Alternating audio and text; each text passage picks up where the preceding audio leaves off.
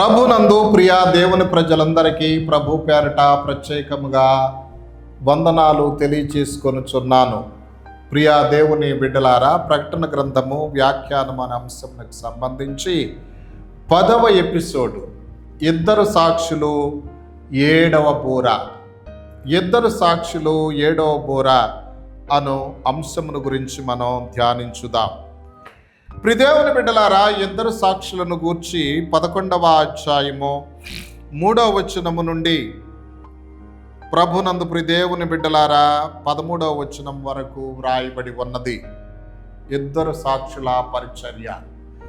ప్రియులారా, దేవుడు మహాశ్రమల కాలములో మొదటి 3.5 సంవత్సరముల ప్రారంభములో ఇద్దరు సాక్షులను దేవుడు భూమి మీదకు పంపిస్తారు.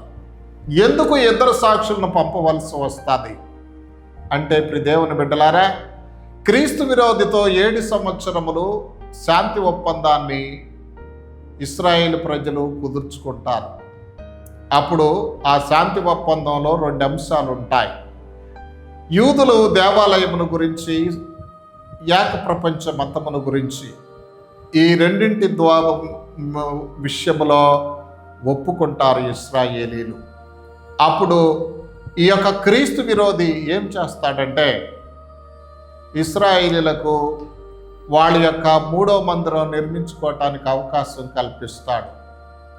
ఈ క్రీస్తు విరోధి అరబ్బలను ఒప్పించి ఆ టెంపుల్ మౌంట్ అనేటువంటి 30 ఎకరాల విస్తీర్ణం కలిగిన స్థలంలో యూదులు దేవాలయం కట్టుకోవటానికి సహకారాన్ని అందిస్తాడు.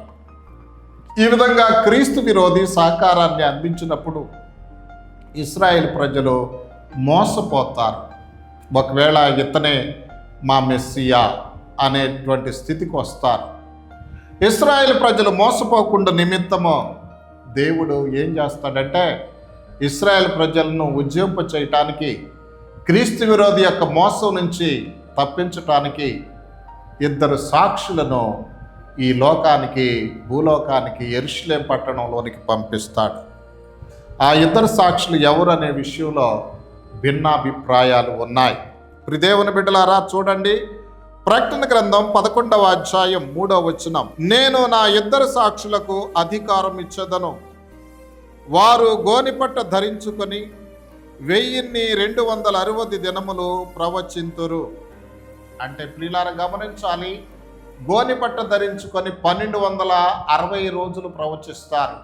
యూదుల కాలమానం ప్రకారం 1260 రోజులు అంటే 3.5 సంవత్సరాలు. సంవత్సరమునకు 360 రోజుల చొప్పున 1260 రోజులు అంటే 3.5 సంవత్సరాలుగా గుర్తెరగాలి. అంటే సంఘం ఎత్తబడిన వెంటనే ఈ క్రీస్తు విరోధితో పాటు ఇద్దరు సాక్షులు కూడా భూమి మీదకి వస్తారు. వీళ్ళెవరు ఏంటి అనే విషయాన్ని గురించి బైబిల్ పండితుల్లో భిన్నాభిప్రాయాలు ఉన్నాయి. ప్రియదేవుని బిడ్డలారా, కొంతమంది హనోకు ఏలియా అంటారు, ఇంకొంతమంది మోషే ఏలియా అంటారు. ఎందుకని మోషే ఏలియా అంటారు అన్న విషయాన్ని మనం చూసినట్లయితే చూడండి, ప్రకటన గ్రంథం 11వ అధ్యాయం 4వ వచనం. వీరు భూలోకమునకు ప్రభు అయిన వాని ఎదుట నిలుచుచున్న 2 ఒలీవ చెట్లను దీపస్తంభములనై ఉన్నారు. ఎవడైనను వారికి హాని చేయ ఉద్దేశించిన ఎడల వారి నోట నుండి అగ్ని బయలువెడలి వారి శత్రువులను దహించివేయును గనుక ఎవడైనను వారికి హాని చేయను ఉద్దేశించిన ఎడల అలాగున వాడు చంపబడవలెను. దేవుని బిడ్డలారా, ఇద్దరు సాక్షులు పరిచర్య చేసేటప్పుడు ఎవరైనా వీళ్ళకి హాని చేయాలంటే వీళ్ళ నోటి నుండి అగ్ని బయలు వెళ్ళి ఆ చంపడానికి వచ్చిన వారిని హతమార్చడం జరుగుతూ ఉండేది. ప్రియదేవుని బిడ్డలారా, అందుచేత వీరికి హాని చేసేవాళ్ళు కాదు. 3.5 సంవత్సరాలు వీళ్ళకి ఎంత టైం ఇవ్వబడిందో అంత టైంలో వీళ్ళు పరిచర్య చేస్తారు. ప్రియదేవుని బిడ్డలారా, దీన్ని బట్టి మనం ఏం అర్థం చేసుకోవాలో తెలుసా?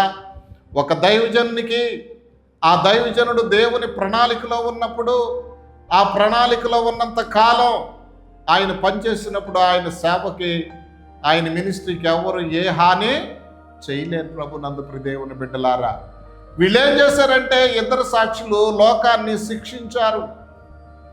ఆ దేవుని బిడ్డలను హింసించిన వారిని శిక్షించారు. ఎలా శిక్షించారో చూడండి. ప్రభునందు ప్రియ దేవుని బిడ్డలారా, ప్రకటన గ్రంథము 11వ అధ్యాయము 6వ వచనం. తాము ప్రవచింపు దినములు వర్షము కురవకుండా ఆకాశమును మూయుటకు వారికి అధికారము కలదు, మరియు వారికి ఇష్టమైనప్పుడెల్లా నీళ్లు రక్తముగా చేయుటకునో నానా విధములైన తెగుళ్లతో భూమిని బాధించుటకునో వారికి అధికారము కలదు. దేవుని బిడ్డలారా, 3.5 సంవత్సరాల్లో వర్షం రాకుండా వీళ్ళు చేశారు. 2 సాక్షులు నానా తెగుళ్లతో ప్రజలను బాధించారు, నీళ్లు రక్తముగా మార్చారు. ప్రభునందు ప్రియ దేవుని బిడ్డలారా, ఇక్కడ మీరు గమనించాలి, వీళ్ళు చేసినటువంటి కార్యాలను బట్టి వీళ్ళు మోషే ఏలియాలు అని బైబిల్ పండితుల అభిప్రాయం. గమనించాలి, వర్షాన్ని ఆపటం, అగ్ని కురిపించటం, ఈ రెండు కూడా ఏలియా ప్రవక్త చేసిన అద్భుతాలకు సాదృశ్యం. కనుక వచ్చిన 2 సాక్షుల్లో ఒక ఆయన ఏలియా అంటారు. తెగుళ్ళు కలగజేయటం, నీళ్లను రక్తంగా మార్చటం. అర్థమవుతుందా? మోషే ఐగుప్తులో ఇది చేశాడు. కాబట్టి ఈ కార్యాలను బట్టి ఇంకొక సాక్షి మోషే అంటారు. ఏలియా, మోషే. ప్రభునందు ప్రియ దేవుని బిడ్డలారా, దీనికి ఎక్కువగా ఆధారాలు ఉన్నాయి. ఈ విధంగా వీళ్ళు ఏమి బోధించారు, పరిచర్య చేశారంటే ఇశ్రాయేలు ప్రజలను ఉజ్జీవపరిచారు. ఇశ్రాయేలు ప్రజలారా, మీరేమాత్రం మోసపోవద్దు. ఇదిగో క్రీస్తు విరోధి నిజమైన మెస్సియా కాదు. నిజమైన మెస్సియా మీ పూర్వీకులు సిలువ వేయబడిన యేసే. ఇతడు నకిలీ మెస్సియా, ఇతడు క్రీస్తు కాదు, క్రీస్తు విరోధి, ఇతడు నమ్మొద్దు అని సువార్తను ప్రకటిస్తారు 2 సాక్షులు. దేవుని బిడ్డలారా, 3.5 సంవత్సరాలు, రెండో 3.5 సంవత్సరాల్లో పరిచర్య చేయరండి. మొదటి 3.5 సంవత్సరాల కాలంలోనే. ఎందుకంటే ఇశ్రాయేలీలు రెండో 3.5 సంవత్సరాల్లో మారు మనసు పొందుతారు. అంటే మొదటి 3.5 సంవత్సరాల్లో పరిచర్య చేసిన ఆ సువార్తను నమ్మి రెండో 3.5 సంవత్సరాల్లో వాళ్ళు రక్షణ పొందుతారు. దేవుని బిడ్డలారా, 2 సాక్షుల పరిచర్య. కాబట్టి ఈ పరిచర్య ద్వారా 1,44,000 మంది ఇశ్రాయేలీలు, వారి ద్వారా అనేక మంది అన్ని జనులు రక్షించబడతారు.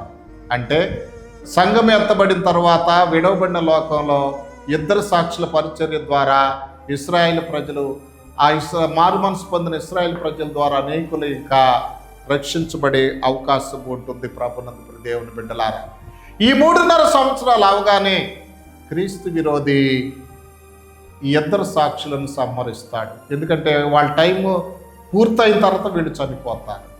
వీళ్ళ దేహాలు యెరూషలేము నగర వీధుల్లో 3.5 రోజులు పడి ఉంటాయి. ఎందుకంటే వీరి దేహాలకు భూస్థాపన చేయనివ్వరు ప్రజలు. ఎందుకంటే వర్షాలు లేకుండా తెగుళ్లతో నీటిని రక్తంగా మార్చి ఈ లోకాన్ని బాధించారు కనుక వీళ్ళు లోకానికి విరుద్ధమైనటువంటి వారు, వీళ్ళకి భూస్థాపనం కూడా జరగకూడదని వాళ్ళు దేహాలు, డెడ్ బాడీస్ని యెరూషలేము వీధుల్లోనే అట్లా పడేటట్లు చేస్తారు.